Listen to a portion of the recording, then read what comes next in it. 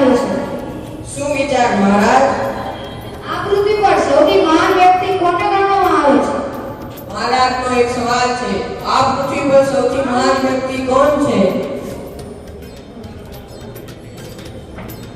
મહારાજ, મને એવું લાગે છે કે આ પૃથ્વી પર સૌથી મહાન વ્યક્તિ ખેડૂત જ છે. ખેડૂત કેવી રીતે?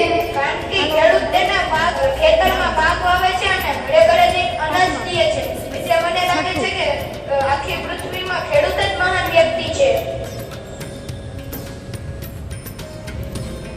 ના ના મહારાજ, મને એવું લાગે છે ડોક્ટર જ મહાન વ્યક્તિ છે. ડોક્ટર કેવી રીતે? ડોક્ટર માણસોને નવું જીવન આપે છે અને તેમને મદદ કરે છે.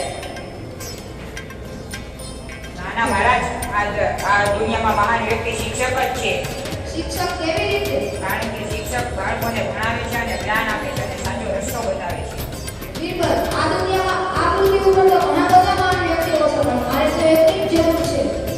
ઠીક છે મહારાજ, મને થોડોક સમય આપો. હું 2 દિવસ પછી તમને જાણ કરું.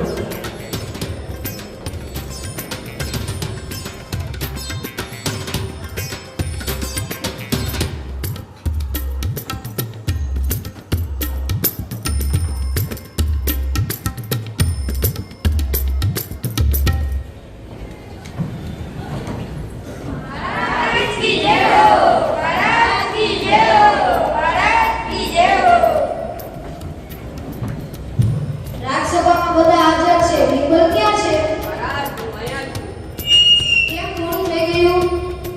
તમે કીધું ને કે આ પૃથ્વી પર સૌથી મહાન વ્યક્તિ કોણ છે? હું તે પ્રશ્નનો ઉકેલ શોધવા ગયો હતો. તો મહાન વ્યક્તિ કોણ છે આ દુનિયામાં? આવે છે મહારાજ.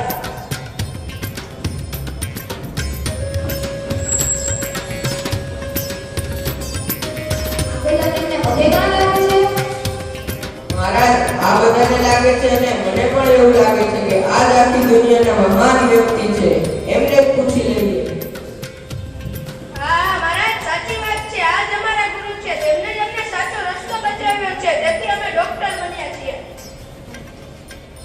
મહારાજ, આજ અમારા ગુરુ છે. આમને જ અમને સાચો રસ્તો બતાવ્યો છે. એટલે જ અમે એન્જિનિયર, ડોક્ટર અને શિક્ષક બન્યા છીએ. તો આજના પ્રશ્નનો તો ઉકેલ મળી ગયો કે આ પૃથ્વી ઉપર મનુષ્ય સિવાય કોઈ વ્યક્તિ મહાન નથી જણાતું.